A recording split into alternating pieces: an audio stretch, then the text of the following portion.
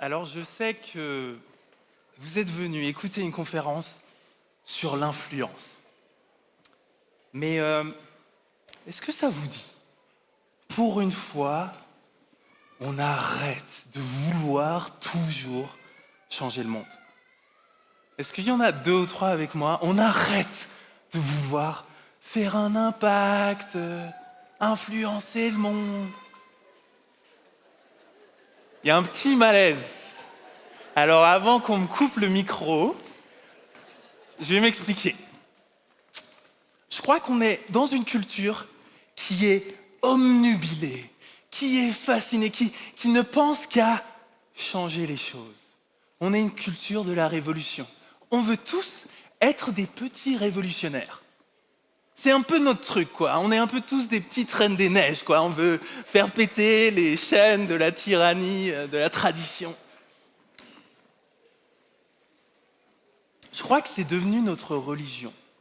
La religion qui est peut-être la plus influente en Occident, c'est la religion de l'activisme. Ouais, la religion de l'activisme. Vous savez, on n'a même plus besoin de croire en Dieu pour se sentir sauvé. Si tu veux te sentir sauvé de nos jours, c'est facile. Je te donne une technique. Tu prends pas EasyJet cette année.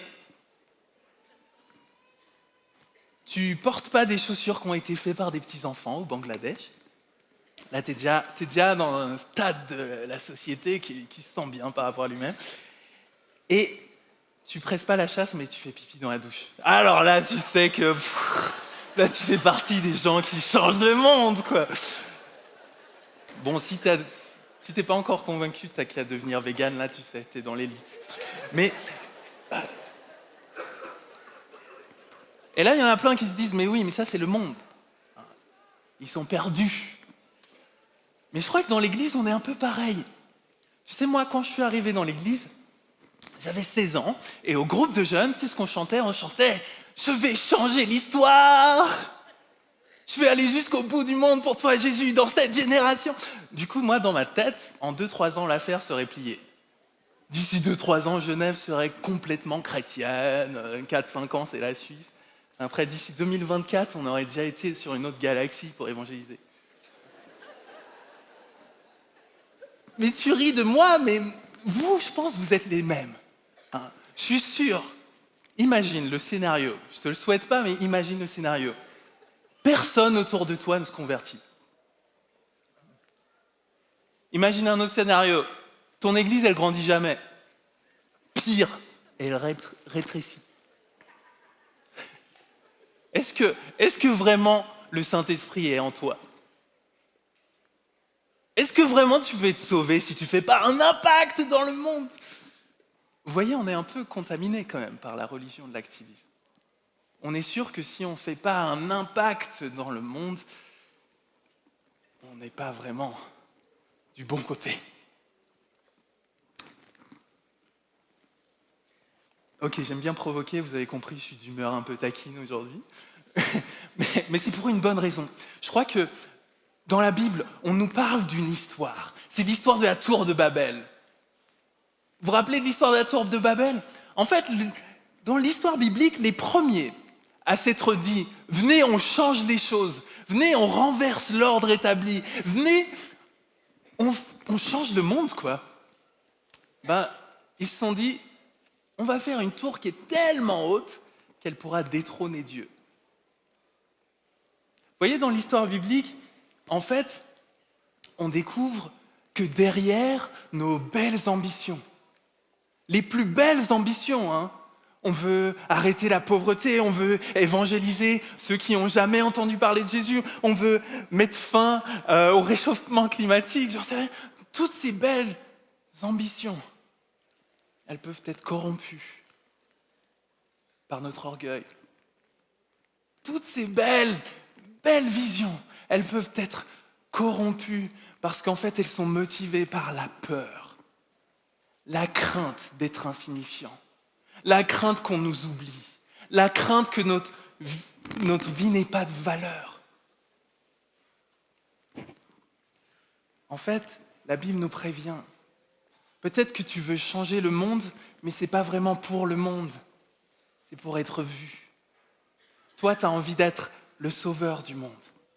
En fait, tu veux sauver le monde pour gagner le monde, mais Jésus te dit, à quoi ça sert de gagner le monde si tu perds ton âme? Alors, il y en a plein qui ont essayé un truc, ils se sont dit, tu sais quoi, on va faire les trucs entre nous.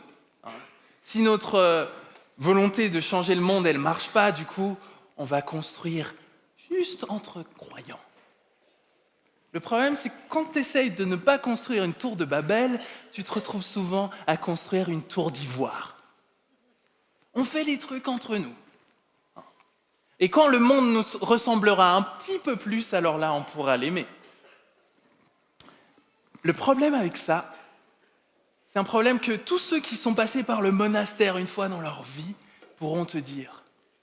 Si tu essayes de fuir le monde en allant dans l'église, c'est une très mauvaise stratégie. Parce que le monde, il n'est pas là-bas dehors. Le monde, il est dans ton cœur. Tu vois, ceux qui essayent de fuir le monde en se rassemblant entre eux, j'ai envie de dire, là où 2 ou 3 se rassemblent pour fuir le monde, alors le monde est au milieu d'eux. Mais il y a une alternative. Et c'est ça la bonne nouvelle pour nous aujourd'hui, c'est que Dieu, il a envie de construire avec nous. Tu vois, en réalité, Dieu, c'est lui qui a mis dans notre cœur ce désir de changer le monde. Tu te rappelles quand Dieu, il a dit « Soyez féconds et multipliez-vous, remplissez la terre et dominez-la », ce qu'il dit vraiment, c'est « Faites comme moi ». Allez là où il y a du chaos et mettez de l'ordre. Allez là où il y a le néant et mettez la lumière. Allez et cultivez la beauté, la justice, la bonté, que la bonté puisse jaillir. Oui, c'est Dieu qui a mis ça dans nos cœurs. Et Dieu veut construire avec nous. Alors ce serait triste. Ce serait triste que les chrétiens, les enfants de Dieu, ne soient pas audacieux, qu'ils n'aient pas envie de tout changer. Ce serait triste. Mais ce qui serait encore plus triste, c'est que notre envie de tout changer, elle soit corrompue parce qu'on n'est pas humble. Que cette envie de tout changer, en fait, elle soit juste au service de notre petit monde. Alors Dieu a envie de construire avec nous. Mais comment on fait pour changer le monde sans perdre notre âme? Il va nous falloir un plan, en fait. Il va falloir un plan pour construire avec Dieu et pas contre Dieu. Il va falloir un plan pour que ce soit son royaume et pas mon royaume. Et un plan qui nous permette de développer à la fois cette audace de rêver grand et en même temps cette humilité qui préserve nos rêves. Alors, j'ai envie de te poser 4 questions. 4 questions pour te permettre de réfléchir comment tu peux construire avec Dieu la nouvelle Jérusalem. Ni Babel, ni la tour d'ivoire, la nouvelle Jérusalem, les cieux qui descendent sur la terre à travers la justice, la bonté, la beauté, la vérité. Un petit plan. Je te pose 4 questions.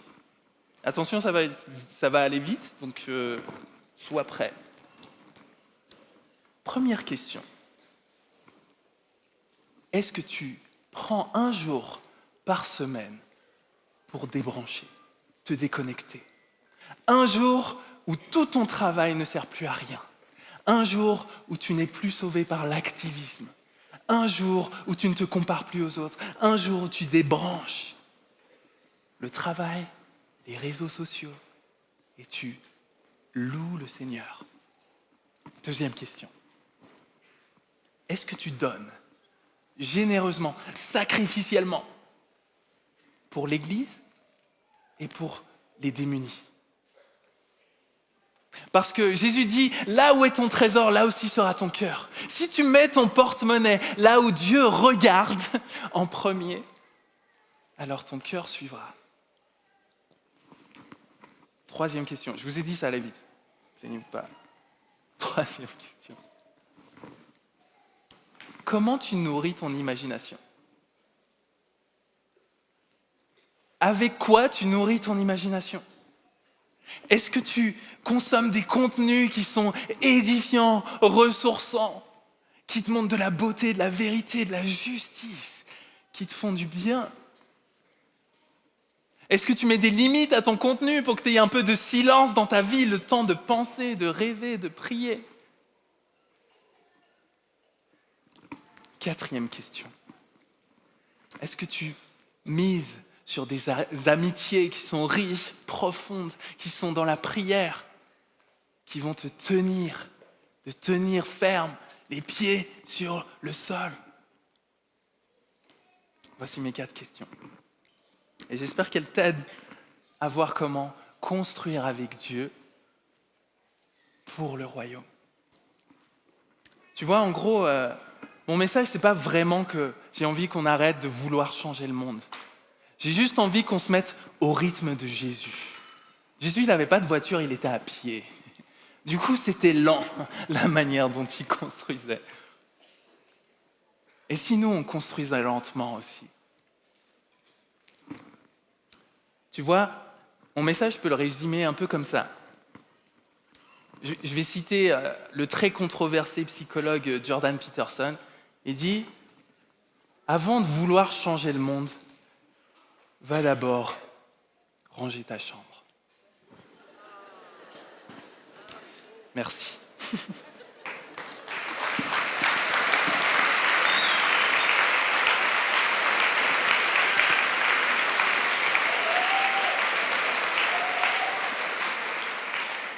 Merci beaucoup, Ruben. Ouais, on ne s'attendait pas à un dernier tour comme ça. Hein. Et il y a une question qui est intéressante. Concrètement, hormis les 4 questions, c'est une piste, mais comment concrètement savoir si je fais les choses pour Dieu ou pour être sauvé? Ouais. Tu vois ce que je veux dire? Ouais. C'est une super question. Et ça se discerne en fait. Ça se discerne. On peut avoir les meilleures intentions du monde et il y a quelque chose qui n'est pas super pur dans notre cœur. Mais c'est pas grave, Dieu il utilise tout. Mais je crois qu'on est appelé en tant que disciple de Jésus à chercher dans le silence, dans la prière, à discerner. Est-ce que ce super appel de missionnaire, c'est plus pour ma gloire, pour mon sentiment d'être utile, ou est-ce que c'est vraiment pour le Seigneur? Donc c'est des questions qui font mal, mais qui doivent se poser.